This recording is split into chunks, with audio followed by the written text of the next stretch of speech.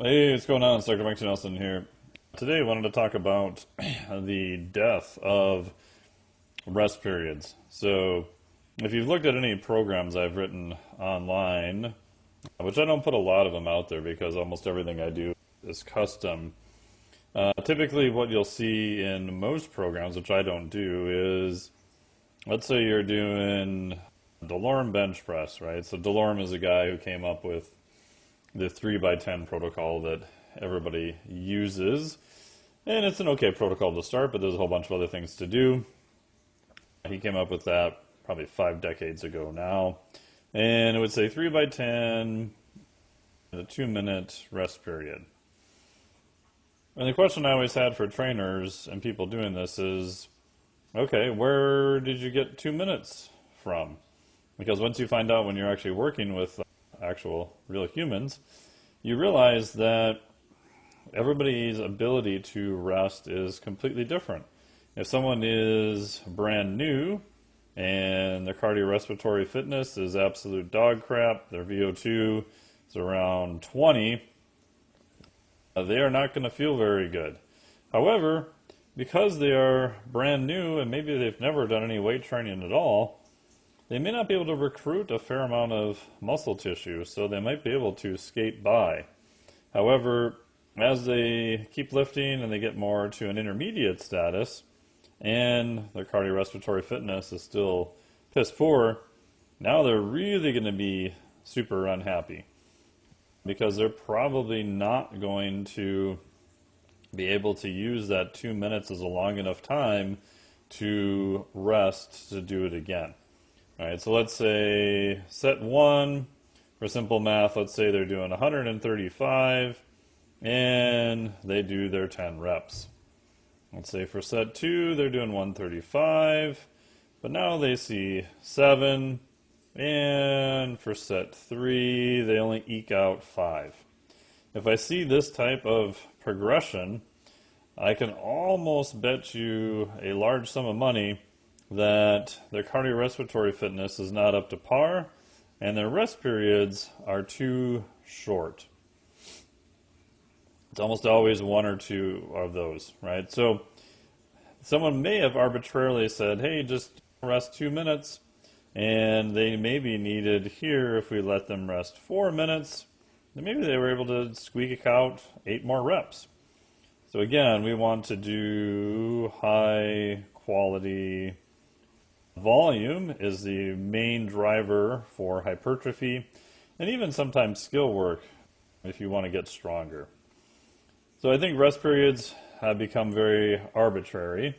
And let's do one more example here. Let's go old school Bill Starr, 5x5 on deadlifts, and you're at a load of 315.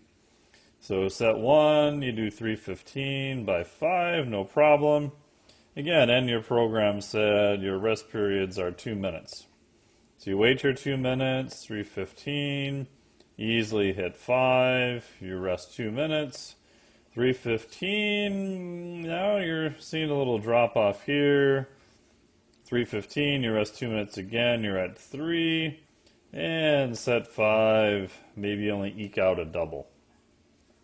So if you look at the amount of work that you were totally able to do, you didn't really hit the 5x5. Now again, you could adjust the load here, but my bias is I'm just going to increase the rest period. And again, why would you rest the exact same period of time from set 1 to set 2, from set 4 to set 5? Never mind if you're doing advanced protocols that are a 10x3. You're going to have a lot more fatigue in these later sets than you are at the beginning. So by definition, you're probably going to need more rest. And the more rest will allow you to do higher quality work. And maybe on your first go, you could hit 315 for 5x5 on all of them. So this is why I use two concepts here. Something called ARP, which is an asymmetric rest period. There's no reason that you have to keep this 2 minutes fixed the entire time. I would actually allow it to expand over time, And the goal here is to stay within the rep range. So if I were to program this, a lot of times what I do, we'll say trap bar deadlift. For strength, we'll use a 3 to 5 rep range. What this allows me then is a little bit of wiggle room here in terms of programming. But doing that, I'm then going to have them use an asymmetric rest period. So as I do more and more sets, their rest is going to be a little bit longer between each set because of the accumulated fatigue. What this allows them is to stay closer to that 5 rep portion. Again, you are doing more high quality work. Now this does take you a little bit more time, but that would be my preference there. Again, we could make an argument for density here, but that's a different conversation. So, concept number 1, I like an asymmetric rest period. As you do more work, you're going to probably need more rest. Now again, this is going to change. If you're doing a deadlift compared to a freaking pec deck, right? Deadlift's probably going to require a lot more work. Or let's say you're doing a 12 rep max of one-arm dumbbell rows. There's going to be a lot more work, physical work done there.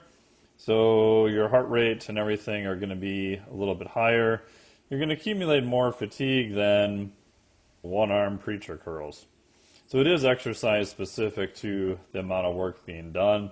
But the concept would apply to all of these exercises across the board.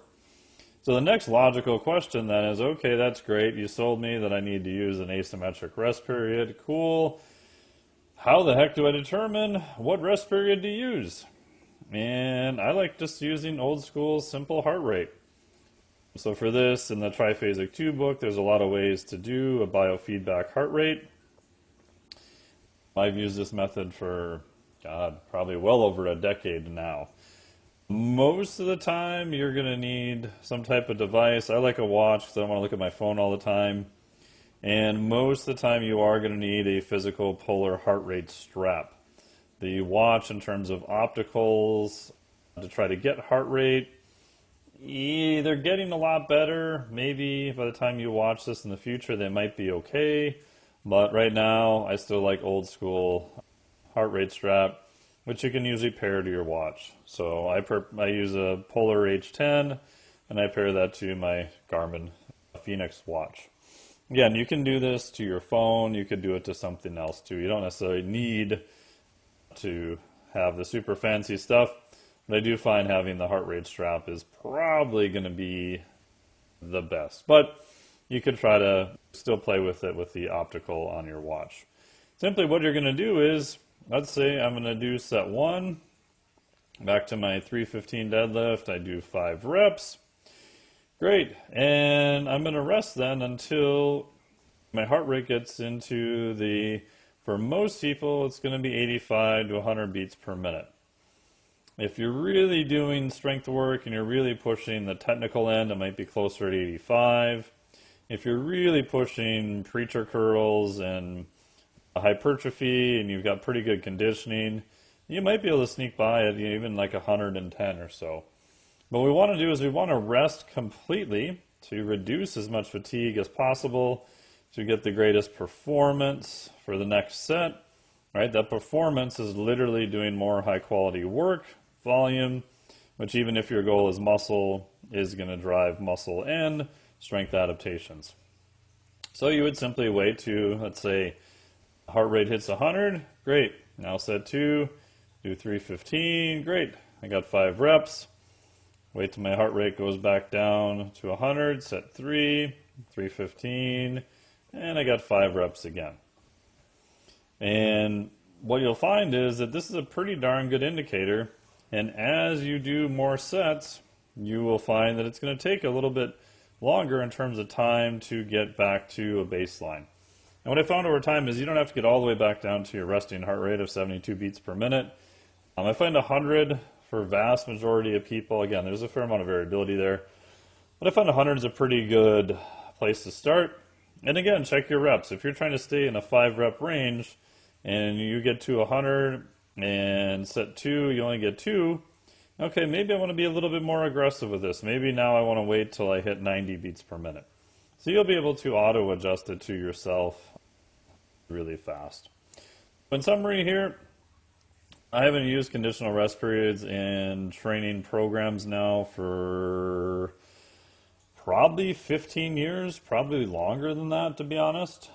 The main issue is if your cardio system is not up to par, you're really going to be doubly shooting yourself in the foot because the amount of work you can do is going to drop by trying to follow some arbitrary rest period. Again, if you're brand new and you can't really recruit that much muscle tissue, you might be able to get by with it.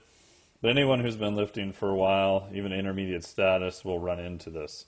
And there's nothing magical about any particular time your trainer gives you or what you have online. So step one, I like using an asymmetric rest period. Very simply, as you do more work, you're accumulating more fatigue. So let's just give you a little bit more time to get back to baseline. Then part two, okay, how do you determine how much time you would need? Because everyone's going to be a little bit different. Exercises are going to be a little bit different. I like using a biofeedback heart rate. Most people are going to be fine going back to around a rate of 100 BPM. But you can adjust it from there, and there's a whole bunch of different ways you can go with this. If you want more conditioning, you can obviously keep your heart rate a little bit higher. Again, I like to separate conditioning from lifting. That's a whole different topic we cover ad nauseum in the flexible meathead cardio courses. But real simply, the second part after we've bought into the asymmetric rest period is using some type of biofeedback system. I find heart rate is by far the easiest. Again, it's not the only system. Probably need a simple heart rate strap, some device to measure it, and you are off to the races. What this matters is that over time, you are able to do more high quality work, and that is going to get you better adaptations if your goal is more muscle or more strength. Especially for the time that is invested. Your trade-off here is that it is probably going to take a little bit more time. But I would argue that trade-off in time is going to be worth it. So there you go. Check it out. Let me know how it goes. See ya.